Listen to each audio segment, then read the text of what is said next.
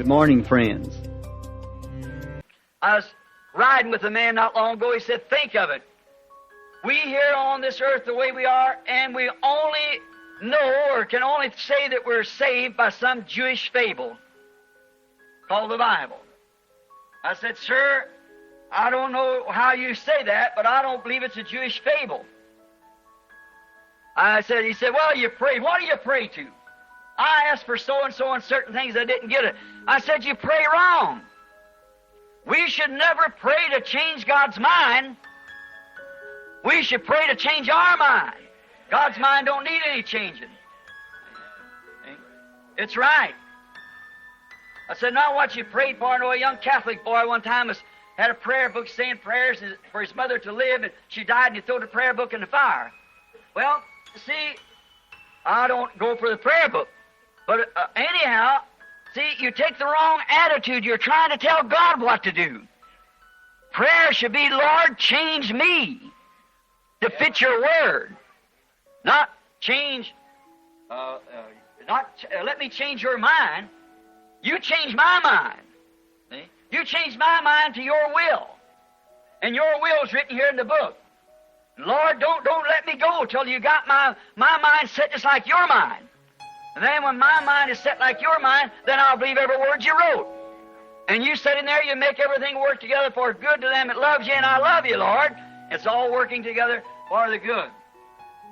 I've been this week down in the country staying with some very dear friends. I asked some of them at the table yesterday when we was eating. We always sit around and have a little study on the Bible. It's talking about love.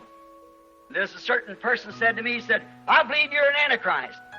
I said, if that would be pleasing to my Lord, that's what I want to be. I want to be whatever He wants me to be. I love Him. And if He should cast me into hell, I still will love Him if I go with the same spirit I have now. He looked at me kind of strange. I've seen 4 or 5 of them there, young man, young wives, fine women. I know how that boys love their wives, so I said to them, here's the way to test it. If your wife, before you were married, now you go back, say this married life, you've been dreaming you were married. You really wasn't married, but you dreamed you were. And you woke up and you went and talked over with your girlfriend and said, you know, I dreamed that we were married, we had children, we living happy and waiting for the coming of the Lord and everything. And then this girl would say to you, you know, I love another man better than I love you. I could be happier with the other man. Could you, from your heart,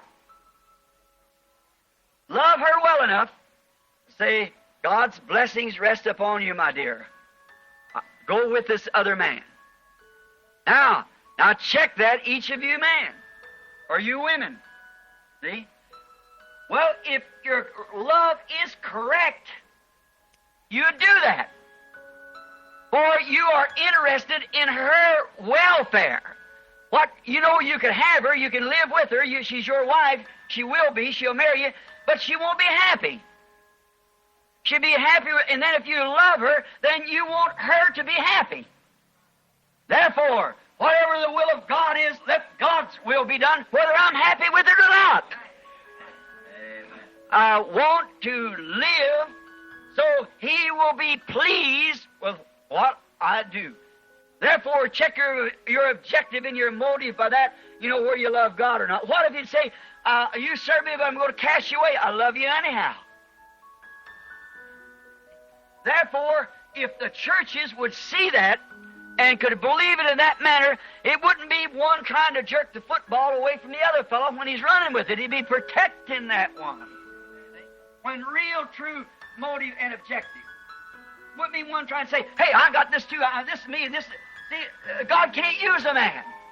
So much impersonation follows it, and that's Satan, and the people can't realize that. You're trying to take the ball from somebody that's been given. Let God raise up a certain ministry and watch how many goes after it. See? Now, genuine love for God, and no matter what part I am, Lord, if I can only say a word for it, help protect it, let me do that. See? That's the same thing it would be about your wife. If you really love her, see, it's not a filial love, it's an agape love. A genuine love. She could live with somebody else happier. You're not married now, of course you can't. And by the way, people listen to these tapes. So many sins in said, well, in the marriage and divorce, you said this and you said that.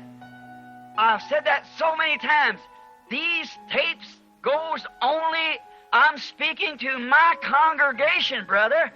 I'm not responsible for what God gave you to shepherd. I'm responsible for what kind of food I feed these people. This is for this tabernacle only. See? Now, if the people want to listen to the tapes, that's up to them. But I'm speaking to what God has given to me. It was their sins that was omitted. Someone wrote out and said, well, I've done this and I've done that. You said our sins. I didn't say that. I said, see it to this. This is only to this people right here. The people here in the tabernacle, my own flock. Now, if people wants to high-breed food and stuff out there, you get the revelation from God and do what God tells you to do. I'll do the same thing. But these messages are to this church. You are in my perfect will. Keep playing those tapes. I'm coming for you.